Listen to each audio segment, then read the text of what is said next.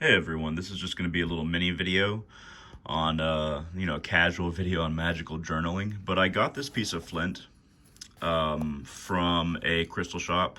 The crystal shop that I had in a recent video, actually, but I went back and I got a couple things. This piece of flint, for some reason, I was just drawn to it. Its color, its texture, it really stood out to me.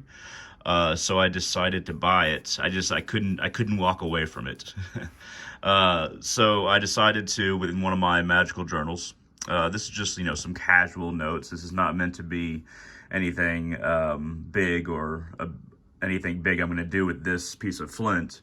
But I don't know the magical properties of flint. I haven't researched it on purpose. And I've come up with some ideas about what I'm going to do with it.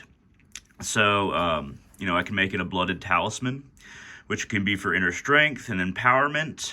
Basically, I'm adding my blood to the flint to kind of give it life in a way, but more magical power than it already has. Basically, revitalize any kind of energy stores that remain in this piece of material.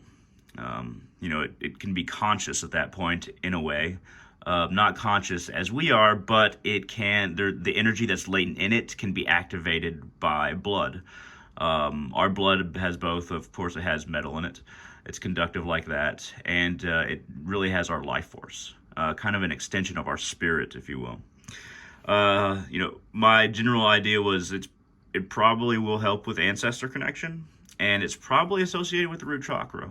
And if I was going to make it a blooded talisman, I would kind of focus along these areas and consider it in these areas and use it for helping in that. Wear it when I'm trying to connect to the root chakra, or have it as part of a ritual implement if I'm trying to connect to ancestors, something like that.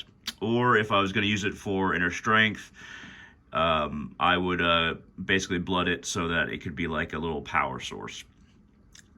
Candle charge talisman. So based on the color and and what crystals I usually I use selenite to transfer energy from candles into a talisman.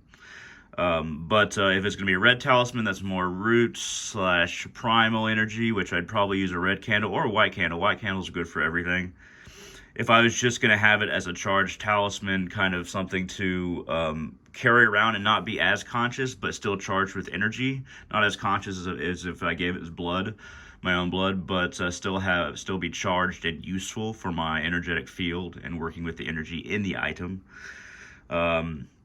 So if you charge things with candles, a lot of the time that is light energy, various colors, of course, but that is light energy. It's not the same feeling as if you have something blooded, I guess I would say. So if it was going to be charged with candles, and I was going to use selenite to either transfer it or perhaps surround it with other crystals, I might use some kind of red. I have a red crystal pyramid with copper wire in it. I might use something like that. So it could be a complex augmentation, and I could pair it with other crystals to kind of change its nature if I so wish.